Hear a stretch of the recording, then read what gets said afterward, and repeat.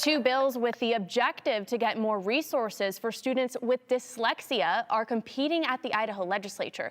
We first brought you this story on Tuesday when 3 Idaho lawmakers accused others in the legislature for refusing to hear those own bills. Our Tristan Lewis joins us with more details on these competing bills. Tristan, what can you tell us now? Yeah, Katya, so some history. The Senate unanimously passed Senate Bill 1280 last Wednesday, but it still hasn't been heard at the House Education Committee.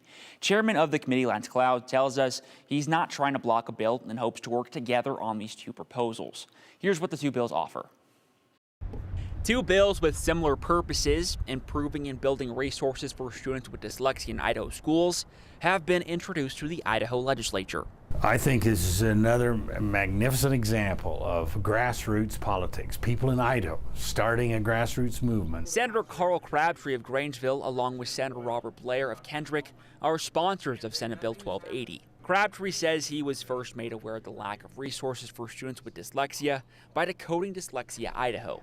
Comes from moms in Idaho and also some PhDs that really know about reading and dyslexic problems in students. This bill would require all kindergarten through 5th graders to be screened for characteristics of dyslexia when they enroll in school. It also looks for more training for teachers to recognize characteristics of dyslexia and how to work with those students. One way of looking at it is like prevention is the best medicine. If we can start on this sooner, we can fix it and the rest of their lives go better for them, and they can enjoy that without struggling constantly with their reading problems. One of our goals in the state of Idaho is to have all students reading on grade level by the 3rd grade. State Superintendent Sherry Ibarra says she and the Idaho State Department of Education have been interested in resources for students with dyslexia for a number of years. She says more momentum came when the department updated the Idaho's comprehensive literacy plan and when her Student Advisory Council identified the struggles students with dyslexia face. And when students struggle with reading, especially as it's related to dyslexia, I can find no other way better than to make sure that we are covering all of our bases. She has plans to introduce House Bill 655, which would also create dyslexia screenings for students in kindergarten through 3rd grade, add more resources and education for teachers, plus include assistive technology for students.